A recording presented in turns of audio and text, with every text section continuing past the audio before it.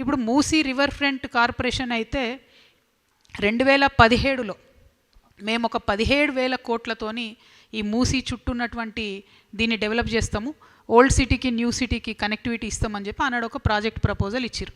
ఇస్తే మన రాష్ట్రంలో ఎన్విరాన్మెంటల్ ఇంపాక్ట్ అసెస్మెంట్ చేసేది, పర్యావరణ పరిరక్షణ చేసేటటువంటి సంస్థ 2017లో రిజెక్ట్ చేసింది ఈ ప్రపోజల్ని. ఏమని, మీరు 30 లక్షల ఎస్ఎఫ్టీ కడతామంటున్నారు, 30 లక్షల స్క్వేర్ ఫీట్లు మూసీ రివర్ బెడ్ మీద కడితే ఇబ్బంది అవుతుంది, కాబట్టి మీరు దీనికి సంబంధించి ఏదైనా కేంద్రంలో ఇంకో సంస్థ ఉంటుంది వాళ్ళ దగ్గరికి పోండి అని బీఆర్ఎస్ ప్రభుత్వం ఉన్నప్పుడే ఎన్విరాన్మెంటల్ అసెస్మెంట్ వాళ్ళు దీన్ని రిజెక్ట్ చేయడం జరిగింది.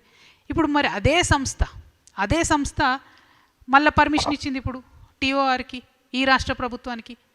Same organization which rejected in 2017, now they are giving permission again. 2017 overall 17,000 crores 30 lakh SFT అన్నది అప్పుడు ప్రపోజల్. ఇప్పుడు ఓన్లీ ఫేజ్ 1లో 18 లక్షల ఎస్ఎఫ్టీ అని, ఇప్పుడు 18 లక్షల స్క్వేర్ మీటర్లు డెవలప్ చేస్తామని ఇప్పుడు ప్రపోజల్ ఒక ఫేజ్ 1లోనే. మరి ఇప్పుడు ఎట్లా ఇచ్చారు పర్మిషన్ టీఓఆర్కి, అప్పుడు ఎట్లా రిజెక్ట్ చేసిండ్రు? మరి ఏం జరిగింది? ఈ జాదు మంతర్ ఏంది?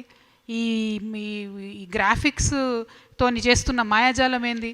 అమరావతిలోనేమో ఇడ్లీ ప్లేట్లు పెట్టినట్టున్నారు అప్పుడు గ్రాఫిక్స్తోని, ఇక్కడ మన సీఎం గారేమో ఇడ్లీలు పెట్టిరు నిన్న. మొత్తం అది గ్రాఫిక్స్ ప్రజెంటేషన్ ఆ బొమ్మంతా చూస్తే ఏం లేదు, ఇడ్లీలు ఉన్నాయి, 2-3 ముగ్గులు ఉన్నాయి, అంతకుమించి అందులో ఉన్నదేం లేదు.